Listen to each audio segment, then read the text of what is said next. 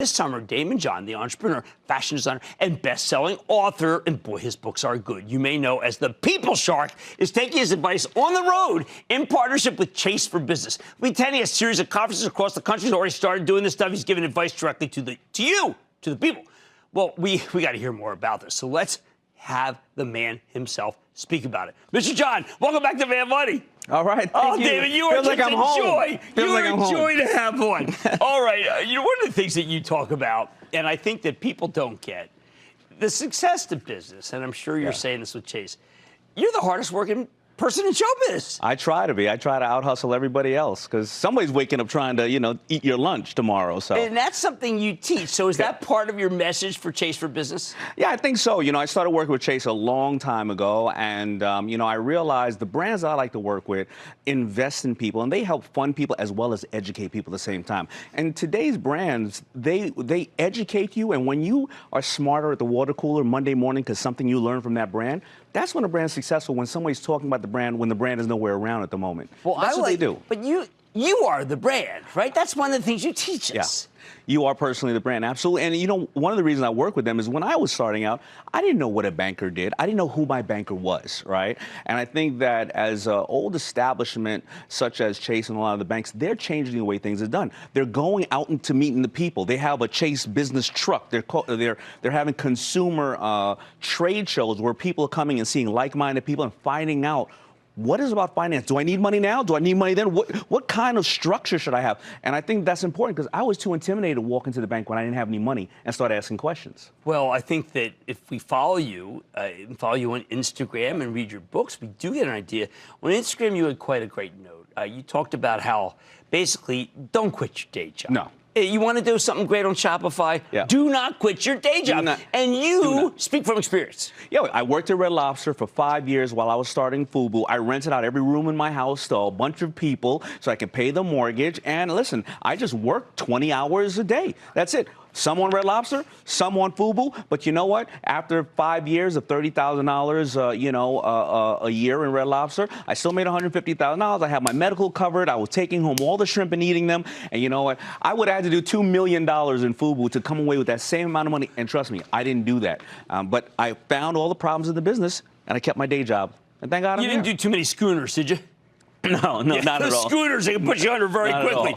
All right, now, I got to drill down with you because one of the things that we've been talking about behind the scenes is the notion of empowerment. Chase wants to empower you. Sure. So does Shopify. You're an ambassador for Shopify as well. Help people because that's something that they can keep their day job and maybe get started on their own business. Listen, I don't like to invest in any stocks that if they went away, they wouldn't disrupt my life. And the way that I look at something like a Shopify is that today with retail suffering and everybody has a dream of being an entrepreneur, an intrapreneur, they can put up a store immediately. But Shopify also shows you how to process information. I've been an ambassador for years where they connect me with people and I have advised them, and some of these brands have gone up to sell for $200 million after we hopefully help them a little bit. So it's all about empowerment. You can open up a store today from your cell phone and don't quit your day job. Just open a Shopify account. Now, how long should you go? I remember one point that you said something should click in 6 months. But how about if you really love it? Well, no, something should click in 6 months. You won't start feeling the rhythm of the business until 3-4 years, and you probably won't see major success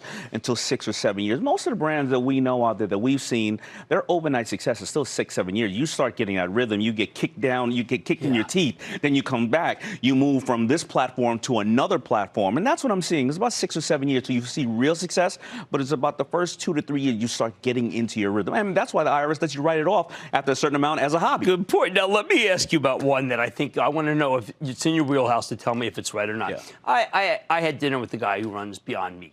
Eating yesterday. 10 years. 10 years before it clicked. Yeah. Did he do the right thing? Not just the stock, but is it something that's for real? I think it's for real. You do? I think it's for real. Yeah. First of all, I love it. It's you do? And I do eat the product, and I did not get onto the stock. To be very honest. People did. A lot of athletes got in. A lot of athletes got into it. But again, that's 10 years trying to get his groove, and now look at him. He's the unicorn of the industry now. He really is. Now there's a guy, Fabrizio Freda. He's the CEO of Estee Lauder. And he's remarkable. He has a reverse mentor program.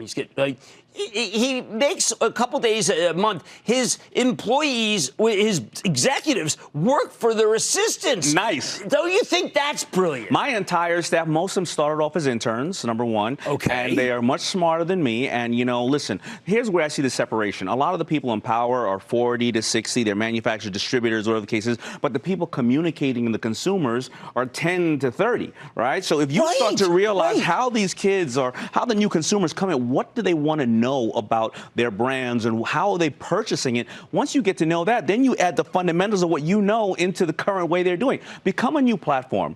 Newspaper companies, the way they went out is the ones who thought they were only a newspaper company instead of a content creation company or a media company, and they created another platform. They can't sell papers anymore, but they could have sold the content and the media. That's fantastic. All right, we can't have you leave because we all love Shark Tank.